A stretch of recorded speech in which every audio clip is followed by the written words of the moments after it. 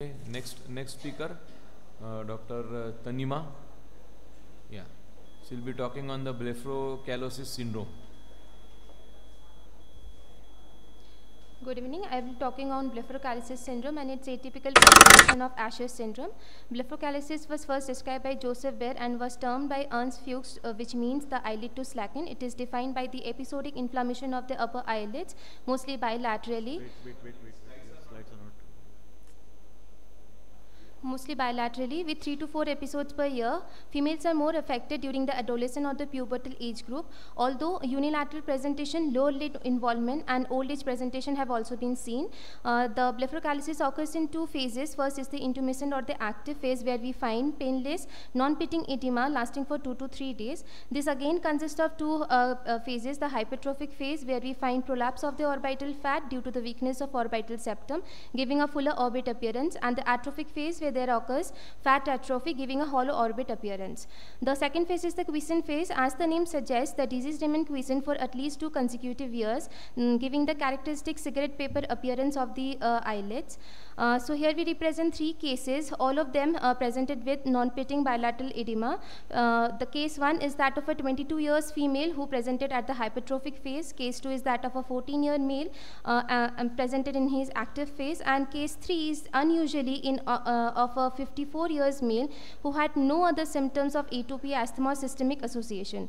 We did all the pathological investigations and ocular investigations which came out to be in the normal range, so we started them on only oral antihistaminics and oral anti-inflammatory agents, which gave a very good response.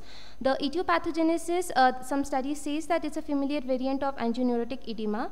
At the cellular level, we find perivascular infiltration of the lymphocytes, staining of the MMP3 and MMP9, and abundant IJ deposits around the elastic fibers in the skin, with marked decrease in these elastic fibers. Due to repeated episodes and marked decrease in the elastic fibers, it gives to disinsertion of the ligamentous structures, which give rise to the complications of the blepharochalosis, that is entropion, ectropion, eyelid thinning, lax eyelid skin, levator dehiscence, ptosis, orbital or lacrimal gland prolapse.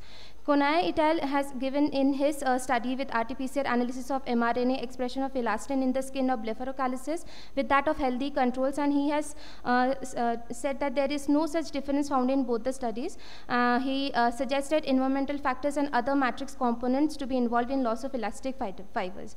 Another etiopathogenesis associated with the blepharochalosis, which is also an atypical presentation, is that of Asher syndrome, which leads us to the case 4 of a 26-year female who used to present to us for past 7 years with recurrent attacks of bilateral non-pitting edema, who was in a quiescent phase for 2.5 years. Also, she showed signs of thyroid gland swelling and double lip. Laboratory investigation in her were also normal, so now she came with the right eye lax eyelid skin and left eye drooping of upper eyelid for last 1 year. So we define this to be Asher syndrome, which is clinic characterized by blepharochalosis associated with double upper lip and euthyroid goiter. The double upper lip occurs due to the hypertrophy of the mucosal zone of the upper lip with persistence of the horizontal sulcus. The complications mostly involve ptosis and lax eyelid skin. In this patient, the management that were available were to treat the active disease, we had medical management, and to treat the surgical complication, we had the surgical options like blepharoplasty, ptosis correction, canthal tendon reattachment, and fat grafting. In this case, we did for the right eye a blepharoplasty, and for her left eye ptosis, we did a levator apneusis reattachment, and here is the outcome. So there are some differential diagnoses which simulate the blepharochalosis syndrome, and it is important to identify them before stamping it as blepharochalosis. Asher syndrome occurs in less than 1 in 1 lakh people where all 3 signs may not be present. 80% cases shows blepharochalosis, 10 to 50% shows non-toxic euthyroid with a normal thyroid profile. And the take-home message in such cases are any surgery to be done in the eyelid should be deferred for at least 1 year from the previous attack of eyelid edema. And since it's a very rare syndrome, so differentiating it from other simulating conditions is very important to give a proper symptomatic relief. Thank you. Nice presentation. Thank you, sir. About the fourth case that you discussed. Sorry, sir? About the fourth case Yes, that sir. you discussed. Yes, sir. Initial picture didn't have pigmentation on the right. No, side sir. of the- No, sir. No, and sir. Later she had. Yeah, sir. Yeah, it was actually she was coming to us for a very long period. So later on, she developed some pigmentary changes over her eyelids. Only on the half side. Half side, yeah. Yes, sir. So did you look into it? What was the reason for that also? Sir, we did take up her for a skin consultation, but they said it is due to the recurrent attacks of the edema which led to the depigmentation over there. Thank you, sir.